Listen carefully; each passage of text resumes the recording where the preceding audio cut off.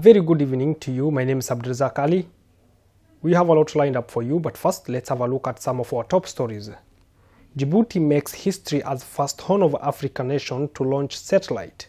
Puntland opposition collaborates with UN representative for peaceful election. Flooding and heavy rains displace residents in Mahadai. SSC Khartoum leaders urges political dialogue to resolve Puntland election dispute. Now let's delve into a full bulletin. The leader of the SSC Khartoum state, Abdulkadir Ahmed Ali Firdiye, has urged the Puntland leaders and opposition groups to resolve the election dispute through political dialogue on Sunday. The leader of the SSC Khartoum administration, Abdulkadir Ahmed Ali Firdiye, urged Puntland leaders and opposition groups to resolve the election dispute through political dialogue on Sunday. Mr. Firdiye expressed the hope that traditional elders in Garoua town would intervene in the dispute between politicians to prevent further conflict, which could impede the regional state's democratic process. The statement from SSC Khartoum leaders comes amid concerns that the stalemate between President Denny and the opposition may escalate into violence. On Saturday, Catriona Laing, the special representative of the United Nations Secretary General for Somalia, visited Garoua, where she met with Puntland regional state leaders led by Saeed Abdullahi Dani and Vice President Ahmed Elmi Karash. During the meeting, various issues were discussed, including the humanitarian situation in the Sol region, the impacts of the El Nino rains, and the upcoming Puntland elections. Djibouti, a country located in the Horn of Africa, has achieved a significant milestone by successfully launching its first satellite, Djibouti A1, from the Vandenberg Space Force Base. 3, 2, 1, ignition, and liftoff of SpaceX Transporter 9. Go Transporter, go SpaceX.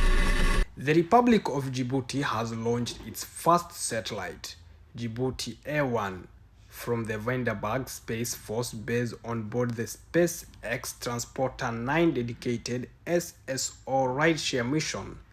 Developed through a capacity building program, Djibouti and its technical partner, the Centre Spatial University de Multiplier, Djiboutian engineers and politicians in France designed, constructed and tested the satellite. Earlier in March, the satellite passed its vibration tests in a joint CSUM Latour facility in France.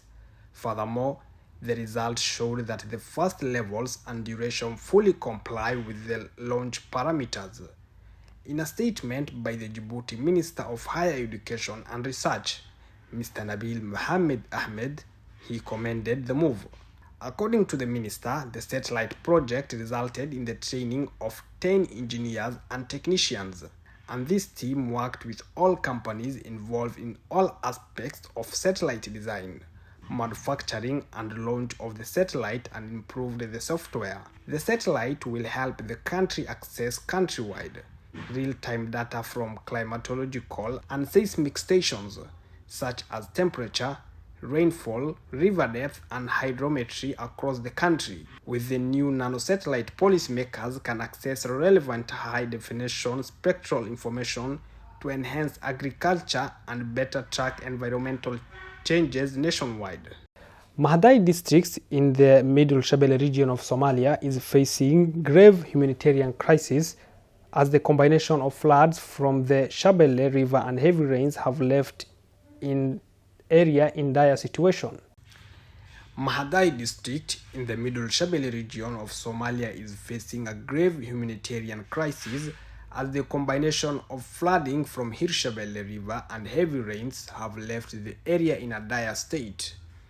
The situation has forced residents to evacuate their homes in order to protect themselves from harm. According to officials from the Mahadai district administration, the displaced families are now confronted with an extremely challenging situation, lacking both food and shelter. Local residents speaking about the difficulties they are facing, they have urgently appealed for immediate humanitarian aid. In response to the crisis, officials from the two councils of the Hirshabelle regional government arrived in Mahadai. Their primary objective is to assess the extent of the flooding and its impact on the local population.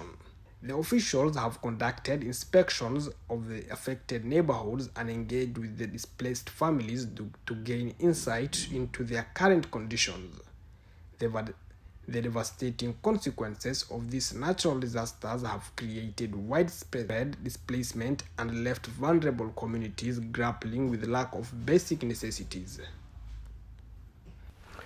Now, the Puntland opposition has welcomed the United Nations representative for Somalia, Ms. Katiana Liang, as she arrived in Garowe for a pivotal meeting. The Puntland opposition welcomed the United Nations Special Representative for Somalia, Ms. Katiana Liang, as she arrived in Garowe for a pivotal meeting. A concise statement issued by the umbrella of the Puntland opposition confirmed that the meeting and consultation had taken place with Ms. Katiana Liang, the United Nations representative in Somalia. At the heart of the discussions was the primary goal of facilitating a peaceful and general election in Puntland.